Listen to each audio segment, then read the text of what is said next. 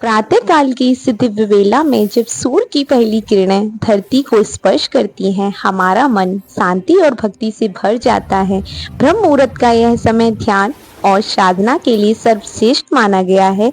Hey everyone, welcome to my YouTube channel. कैसे हैं आप सब? आई होप आप सब अच्छे होंगे। राधे राधे। आप सभी को कृष्ण छठी की हार्दिक शुभकामनाएं। आज है कृष्ण भगवान की छठी पूजन।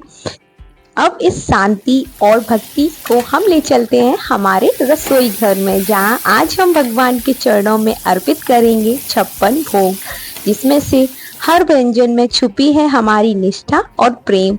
निष्ठा और प्रेम के साथ चलिए स्टार्ट करते हैं छठी का खाना बनाना।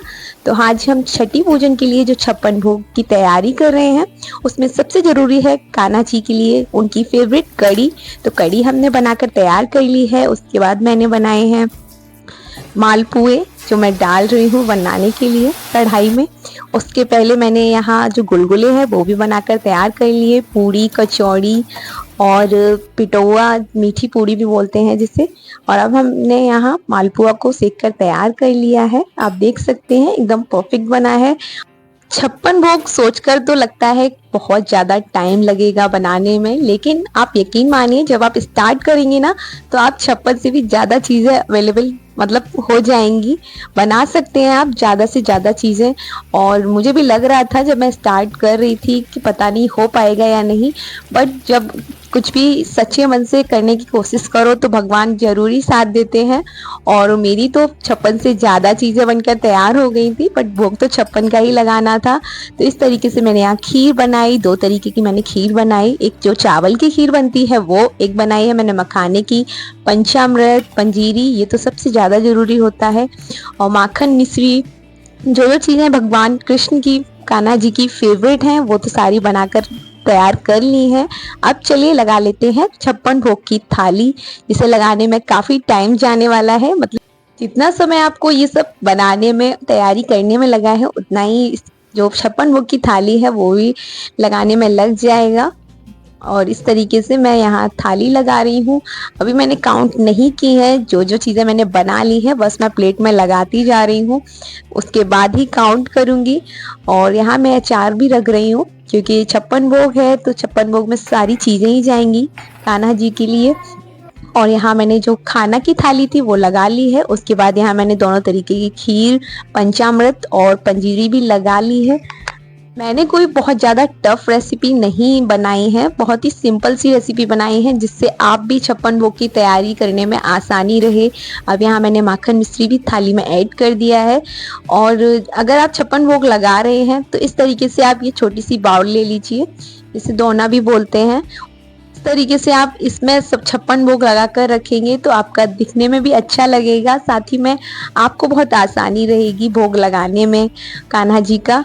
और मैंने हर थाली में तुलसी पत जरूर रखा है, क्योंकि कान्हा जी का भोग तुलसी पत के बिना अधूरा माना जाता है। तो जब भी आप भोग लगा रहे हैं, किसी भी चीज़ का आप भोग लगा रहे हैं कान्हा जी को, तो सबसे पहले उसमें तुलसी पत जरूर से रखिएगा, क्योंकि तुलसी पत नहीं है तो आपका भोग भी अधूरा माना जाता है।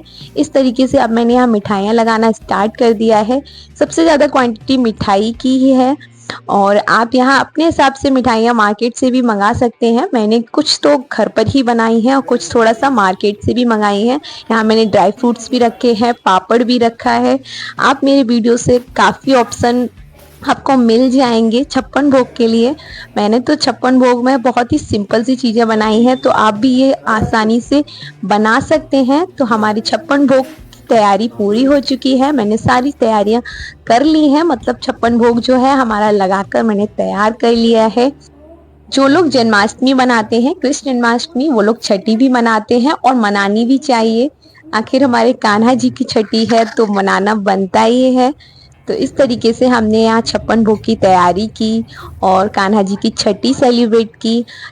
छोटे छोटे जो फंक्शन होते हैं उन्हें सेलिब्रेट करना काफ़ी अच्छा रहता है, जिससे हमारे जो बच्चे हैं उनको भी आगे की जानकारी रहती है। और यहाँ ओजस अपने बाबा के साथ काउंट कर रहा था कि सारी 56 हो गई हैं या नहीं। मम्मा आप भूल तो नहीं गई, ये बोल रहा था मुझको। मैंने बोला ठीक है तुम काउंट कर लो, अगर कुछ लगेगा कम तो फिर ऐड कर देंगे। यहाँ मैंने सारा लगा कर रख दिया था। ओजस ने अपने बाबा के साथ काउंट किया तो चीजें थोड़ी सी ज्यादा ही थी। फिर मैंने बोला कोई बात नहीं, रखा रहने दो।